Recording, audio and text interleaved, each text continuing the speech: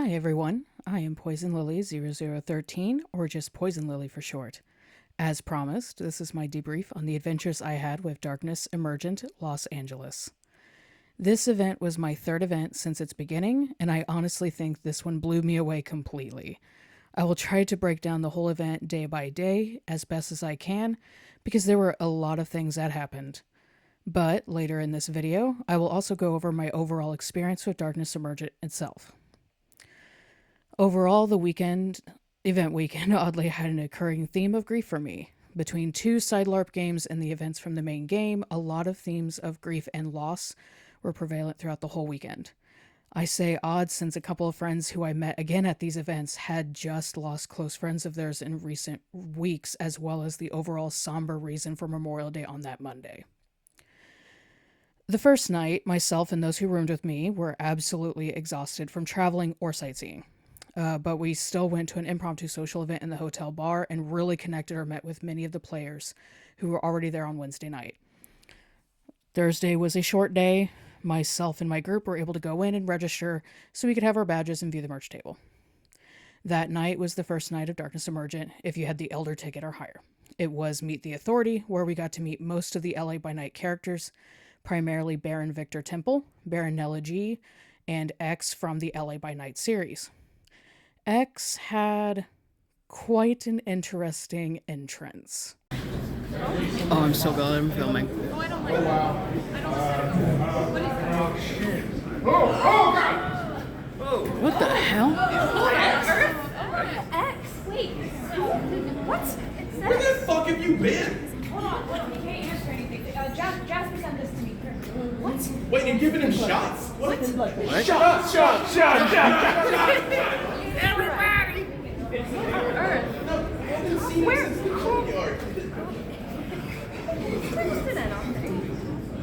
That tastes like ass! Hey! X! Hi! Wait. Let me get you out of this thing, man. Come on. It's not gonna hurt you. Come on. Why are you wet? Yes. So most of the night it was investigating what had happened to the Vermin twins, who were previously in charge, and some political discussions as well.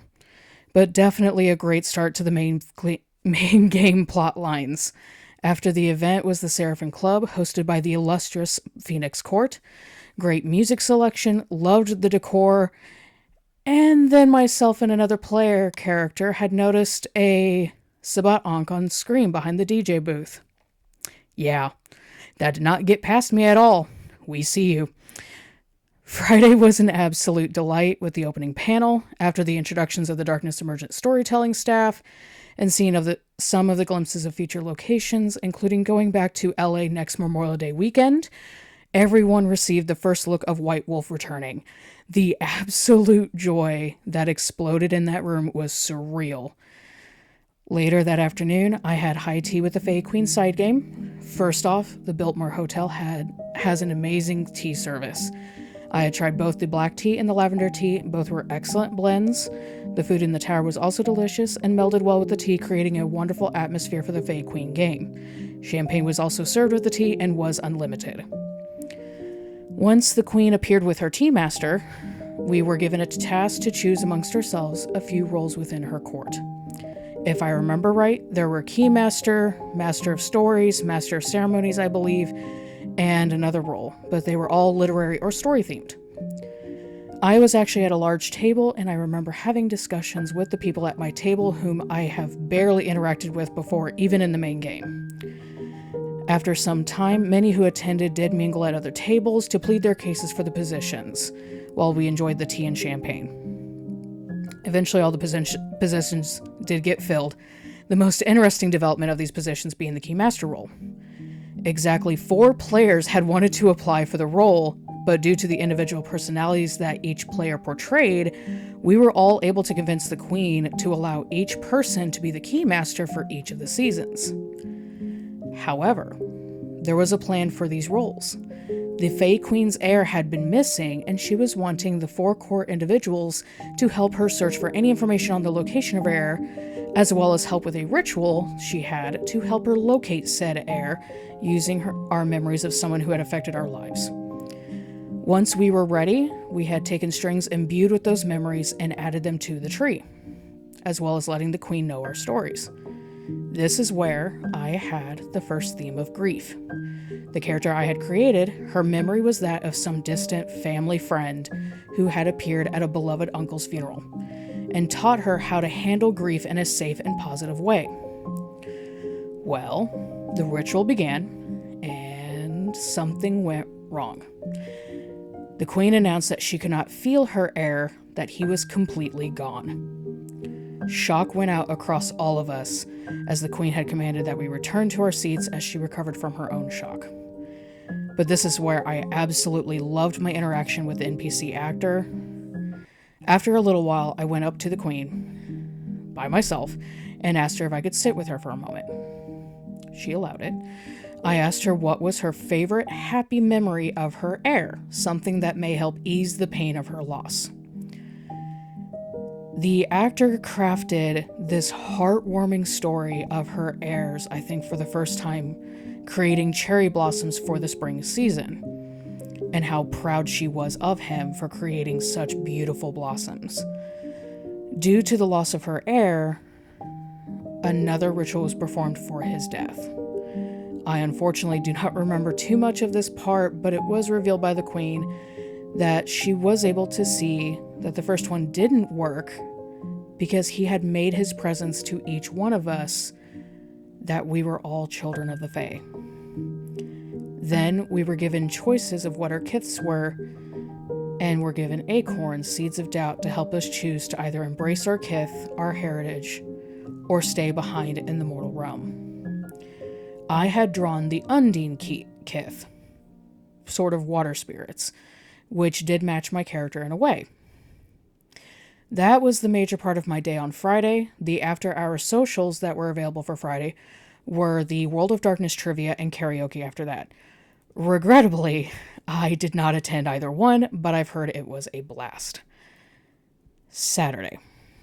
So I missed the Family LA by Night panel, sadly, due to sleeping in and going on food adventures with the room crew.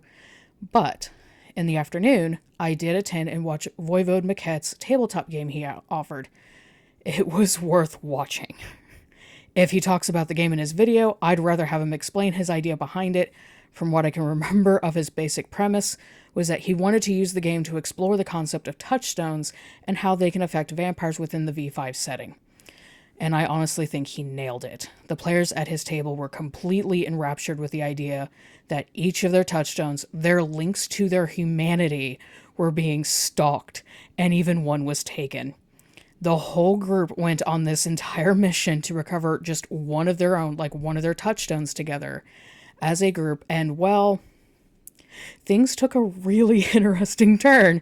Again, if he talks about it in his video, he will better explain it than I could. Overall, the players thoroughly enjoyed the traumatic and dramatic reveal. Then, later that night, I prepared for the first faction meeting and the first actual game night for everybody. I do have a lovely little clip of meeting the LA by Night characters in whole, and the Camarilla delegate for the political discussions that were to happen over the weekend. The Anarchs can show them how to fucking woo! I'm so glad I recorded this. You know, this seems as good a time as any to remind.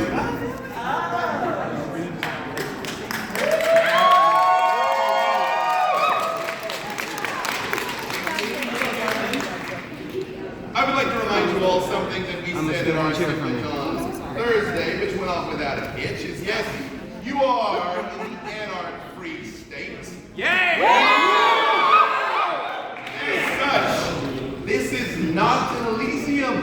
So you will be on your own individual honor to behave, otherwise you may be corrected, as we are wont to do, are we not?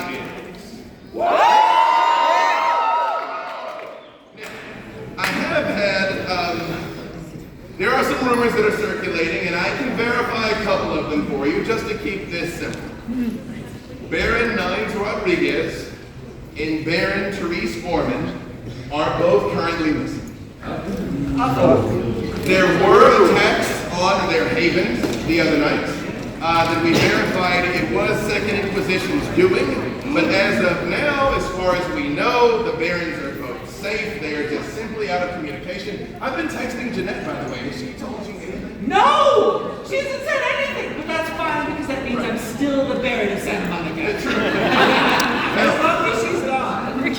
So keep your eyes and ears open for anything you might hear about that. Also, we do in fact both have Camarilla, but also Banu Hakim visitors.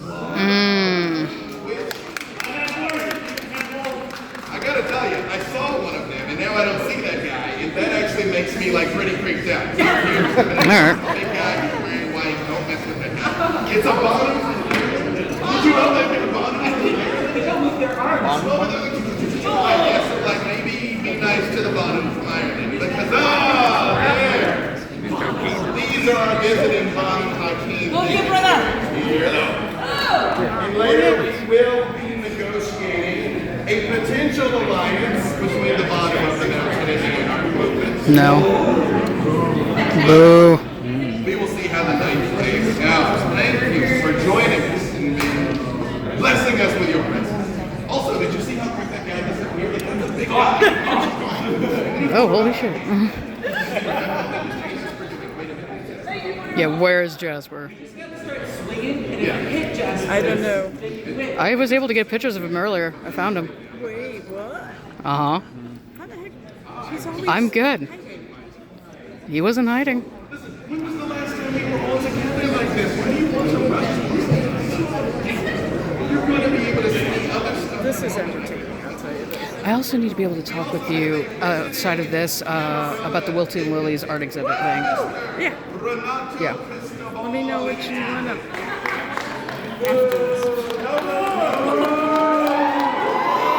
Sorry, I'm also recording.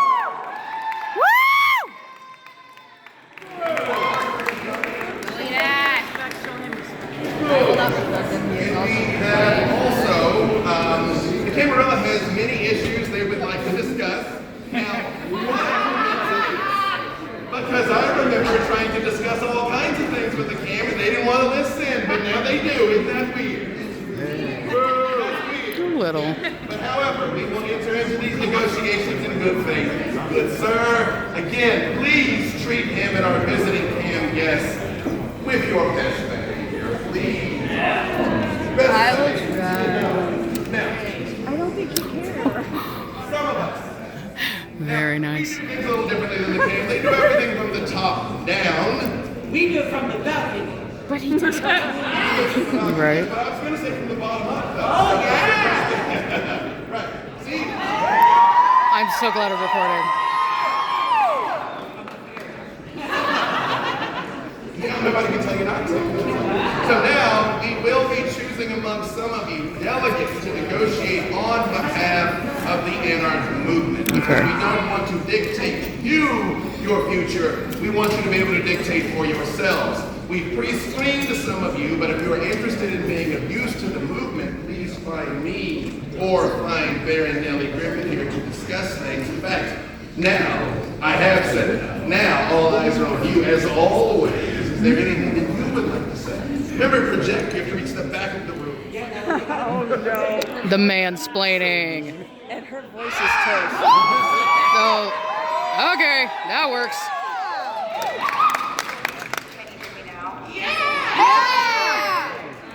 So each four of us. Jasper will be here. He's here right now, I'm telling you. He was here. He's probably just can't see him up there. Where is he? So he's not here right now, but all four of us are going to have a solo at some point in time. Mine is going to be first. They're going to be across the hall and up those stairs in a room called the room. Right? So mine is going to be a round of speed dating, getting to know one another and sharing gossip. So if you're interested in sharing gossip, That was what? No? A speed go dating over there right after the announcement. and spreading gossip. I'm not gonna lie, I'm kind of interested in that. Well, then go do it. Nellie's song. Interested in breaking the chains of your mind in social society. And you can come and find me. Okay. He's amazing. After that'll be my salon, and if you're just interested in, I don't know, making money and being important,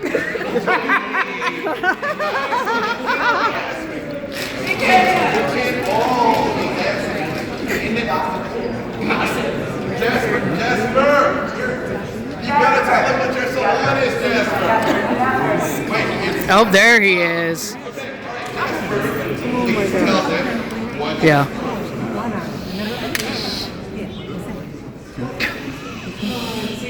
Get in the microphone. So uncomfortable. they won't hear you.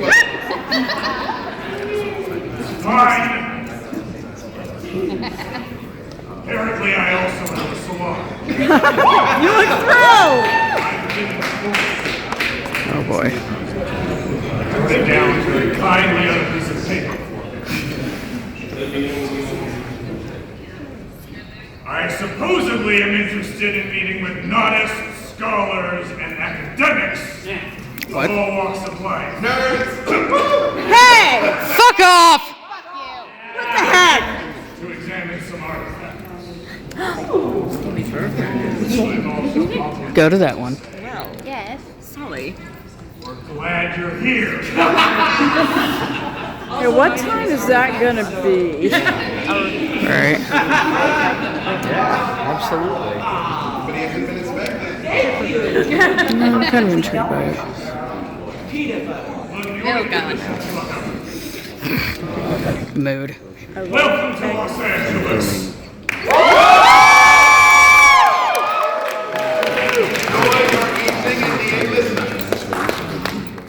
So, that night was really fun.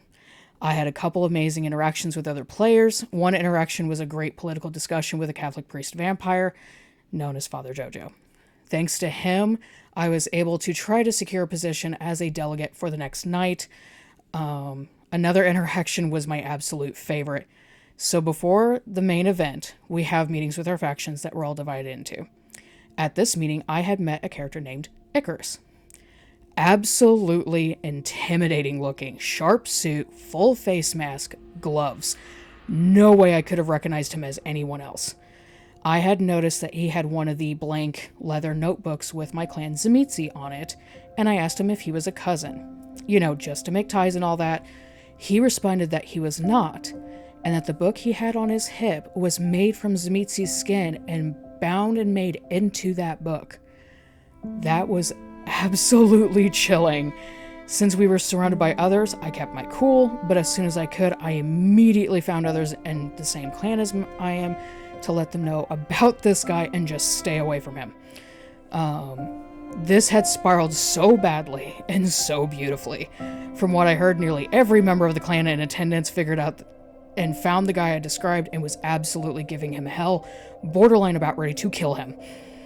A couple of members of my own faction noticed the issue and even intervened, arranging for a private talk between Icarus and myself, which I had agreed to.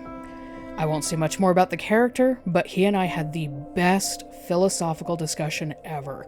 I loved the character concept the player created, and was even surprised that it was someone I met a couple of nights prior at the Wednesday night social. After the game that night wrapped up, it was Succubus Club.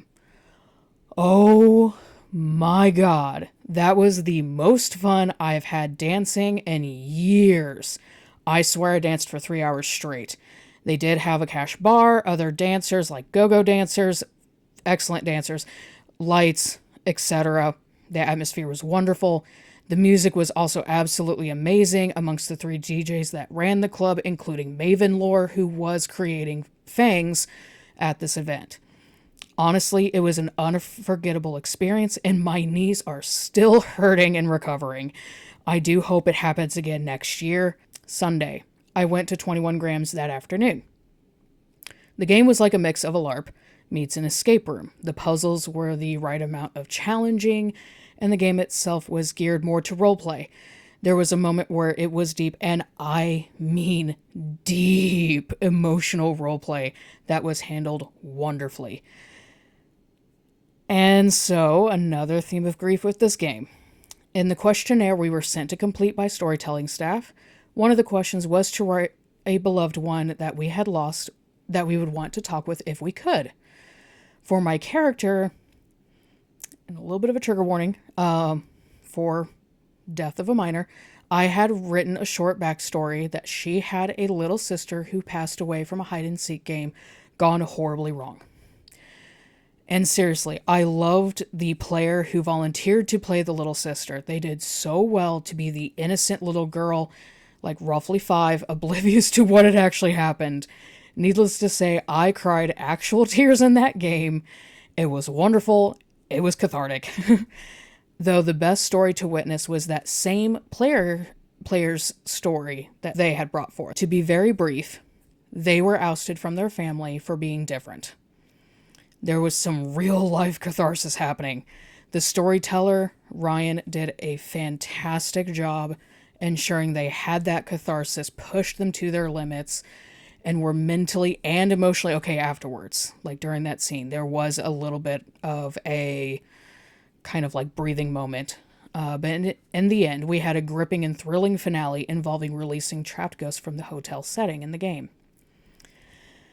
Then, the last night of the game. Wow. Just wow. So, I had to skip the faction meeting that night to go meet with other delegates with the Camarilla to discuss what all will be talked about with the Anarchs. This game is political horror and is done quite well. So since I was only labeled as a backup delegate, I paid attention to what was being discussed and looked in one of the filled folders for the docket for these discussions. Even the Camarilla delegate, played by Jason Carl himself, entered the room and wanted to make sure we all knew what needed to be done. While he is doing that, I am openly taking photos of every page of the docket. No one stopped me. That's when I noticed that a close friend in Gabe, and to be honest, in real life now, Voivode Maquette, who is also another Zemitzi with me, was mentioned in one of the pages for Breaking the Masquerade, and wanted the Anarchs to turn him in to the Camarilla. I kept my cool. I had a plan. Once another member arrived to give her opinion and some small discussions happened, we had adjourned until it was time to start the delegations. I immediately was going to go find him and let him know that they were after him and that he was listed by name, that the Camarilla wanted him. My plan was to try to gather as much support as possible, even letting another friend who was a Baron know of the issue, like Baron of the Anarchs, so we could either A, get Meket out and safe, or B, I even helped steer the conversation away during the delegations from him, since technically he was sanctioned by a Justicar of the Camarilla to continue his work. However, at the same time as finding Meket to let him know, I also find one of the Barons that I knew, letting him know. I get approached by another clanmate for help with a fight. His faction needed to get a briefcase from some Camarilla elder, and this was an all-hands-on-deck kind of situation, and he wanted my skills in combat to help. Of course, I'm gonna help, and I convinced Meket to come with me so he can blow off some steam, because he was getting justifiably angry, and I could also keep an eye on him, like protecting him. I got very protective of this man, I swear. Well, in this fight, another one of the Camarilla delegates was also there. Meket had exchanged this look with me as we both entered this fight, and well, it did not end well. The Elder was killed and defeated, but in the midst of the fight, Meket somehow got pulled or something while shots were being fired on these docks where the fight was happening into the water, and ash came up. My character, obviously having just witnessed a close friend of hers appear to die, absolutely grieved that loss. She told those they both knew, like mutual friends and whatnot, once the group had dispersed, and even threw herself into another fight that same night, like full force. And honestly, the mass combat that also happened that night was well run by storytelling staff. We had roughly 54 people all coming together to fight this rival gang for a whole faction. It was beautiful. There were minimal losses, if any, and I got to witness more horrific things. There may or may not have been some diablerie. Nevertheless, I had to play into that grief so well, and it was actually cathartic for myself as I reached out to others in game to not only spread the word of the death that had happened, but to also alleviate the pain of loss my character was going through. Lastly, there was a pop-up event with Club Maharani, hosted by Victor Temple. Once the night wrapped up, there was a nice little snack table, great music, and it was a nice way to balance out the heavy drama from the game and have a bit of lighthearted fun. Monday was emotional on its own. The closing panel was always amazing, with storytelling staff breaking down the plots and giving their nods to great roleplay, and the floor is open to the players to give similar role-playing nods for amazing scenes they were in. But the hardest part is always leaving it all behind and heading home. Which leads me to my overall experience with Darkness Emergent as a whole. At the time of this recording, it has been a year since I started playing not only this character, but this game. I had started playing at their Chicago game that I had thoroughly enjoyed, despite not having played a roleplay game for at least a few years, and a game never that size of player base. But I always felt so welcomed and safe in every event since then. I am so grateful to By Night Studios and the Darkness Emergent staff for creating and executing these role-playing experiences. I enjoy diving deep into the plots they have created, and along the way, I have met the most incredible people from all over the US and even the world. A few of them are now close friends and mentors whom I cherish completely. Thank you so much to them and their staff of incredibly creative and talented people. I look forward to seeing what you do at the next location in Atlanta. That's all I have for now. Please comment below what you think of this video or any questions about these experiences. Poison Lily, out.